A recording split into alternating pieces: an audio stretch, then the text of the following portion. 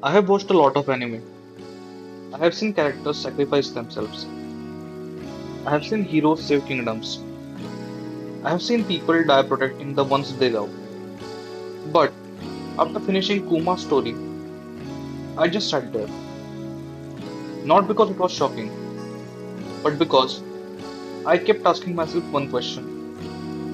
How can someone lose absolutely everything and still choose kindness? Kuma's story isn't just the saddest backstory in One Piece. It's a story about hope, about love, and about a man who never stopped believing in people, even after the world gave him the every reason to be. The thing I love most about Kuma is that he never wanted recognition. He never wanted people to remember him. He never cared about becoming a legend. Every sacrifice he made was simply because someone else needed him. And maybe that's why his story hurts so much. Because people like Kuma rarely exist. Kuma never got to experience a normal childhood. He was born into slavery, not because of something he did, but simply because of who he was. Before he even understood what freedom meant, it had already been taken away from him. He watched people treat human beings like objects. He watched families disappear. He watched kindness become something rare. If anyone had a reason to hate the world, it was Kuma. But somehow, he never did. One moment that really stayed with me was Kuma's belief in Nika. As a child, he was told stories about the sun god, a warrior who would one day free the oppressed. Most children eventually stop believing stories like that. Kuma never did, because sometimes hope is the only thing keeping someone alive. I don't think Kuma believed in Nika because he expected to be saved. I think he believed because he wanted to believe that one day someone else wouldn't have to suffer like he did. Years later, when Luffy appears, that childhood dream suddenly feels real. And I honestly think that's beautiful. Ginny and Bonnie. Then Kuma finally found happiness. Ginny, someone who made him laugh. Someone who reminded him that life could be more than survival. But just like everything else in Kuma's life, that happiness was stolen. Ginny suffered in ways no one ever should. And by the time she escaped, it was already too late. She left behind Bonnie, a little girl who had done absolutely nothing wrong. Kuma didn't hesitate. He didn't ask whether she was really his responsibility. He simply became her father. Because love isn't decided by blood, it's decided by choice. This is where Kuma stopped feeling like an anime character to me. He started feeling real.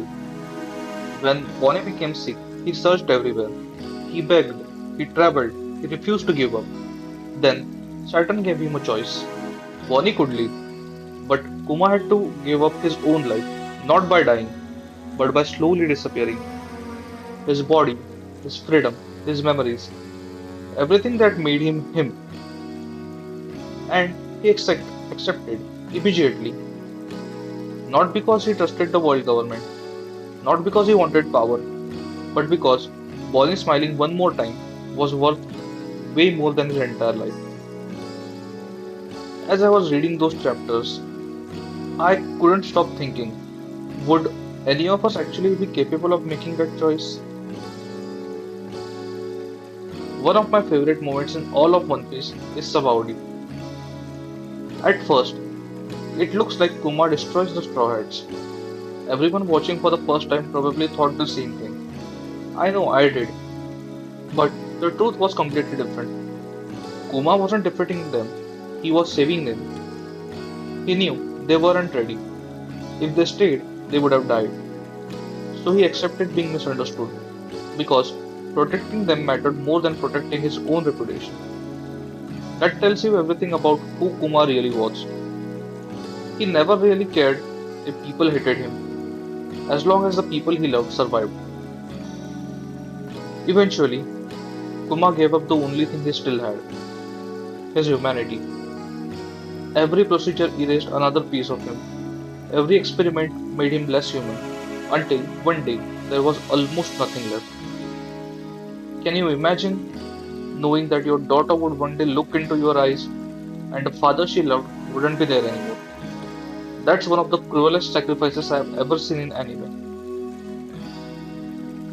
Even after losing almost everything, one thing remained: hope. Before his memories disappeared, he asked Vegapunk for one final favor: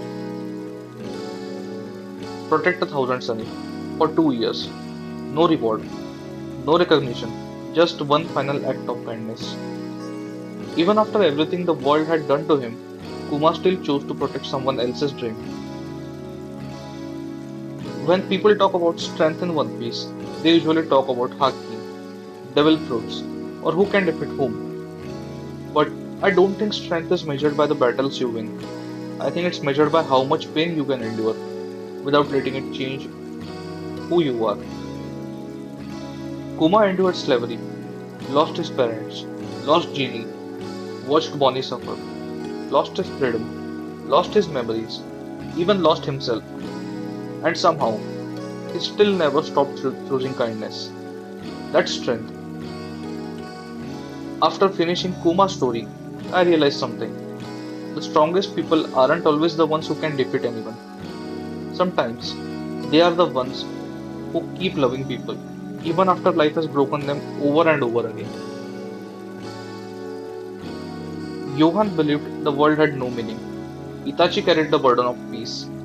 Frieren learned the value of time. But Kuma reminded me that kindness is a choice. Not something that's easy, not something that gets rewarded.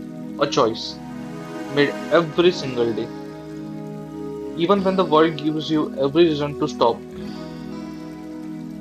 Maybe that's why Bartholomew Kuma never stopped smiling. It wasn't because he didn't suffer, it was because he refused to let suffering decide the kind of person he would become. And honestly, I don't think I'll ever forget that.